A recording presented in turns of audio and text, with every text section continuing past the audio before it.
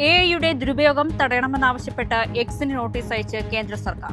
X പ്ലാറ്റ്ഫോമുകളുടെ നിയമലംഘനങ്ങൾ ചൂണ്ടിക്കാട്ടിയാണ് IT മന്ത്രാലയം നോട്ടീസ് നൽകിയത്. 72 മണിക്കൂറിനുള്ളിൽ നടപടി സ്വീകരിച്ച് റിപ്പോർട്ട് നൽകണമെന്നും ഐടി മന്ത്രാലയം ആവശ്യപ്പെട്ടു. പശ്ചിമേഷ്യയിൽ ആശങ്ക കടുപ്പിച്ച് യുഎസ് ഇറാൻ വാക്പോര്. പ്രതിഷേധക്കാരെ കൊലപ്പെടുത്തിയാൽ ഇടപെടേണ്ടി വരുമെന്ന യുഎസ് പ്രസിഡന്റിന്റെ പ്രതികരണമാണ് അന്താരാഷ്ട്ര തർക്ക വിഷയമാക്കി ഉയർത്തിയത്. ആഭ്യന്തര വിഷയത്തിൽ ഇടപെടേണ്ടതില്ലെന്നാണ് ട്രംപിന് ഇറാൻ അധികൃതർ നൽകുന്ന മുന്നറിയിപ്പ്. ക്രിസ്മസ് പുതുവത്സര വിപണിയിൽ റെക്കോർഡ് വിൽപ്പനയുമായി സപ്ലൈകോ. ഡിസംബർ 22 മുതൽ ജനുവരി 1 വരെയുള്ള 10 ദിവസം സബ്സിഡി സാധനങ്ങൾ ഉൾപ്പെടെ 82 കോടി രൂപയാണ് വിറ്റുവരവ്. സ്കൂൾ അധ്യാപകർക്ക് കേടെറ്റ് നിർബന്ധമാക്കിയ ഉത്തരവ് മരവിപ്പിച്ചു. അധ്യാപക സംഘടനകളുടെ എതിർപ്പിനെ തുടർന്ന് നടപടി. ഫെബ്രുവരിയിൽ നടക്കുന്ന പ്രത്യേക കേടെറ്റ് പരീക്ഷയ്ക്ക് ശേഷം പുതിയ ഉത്തരവിറക്കും. സംസ്ഥാനത്ത് സ്വർണ്ണവിലയിൽ ഇടിവ്.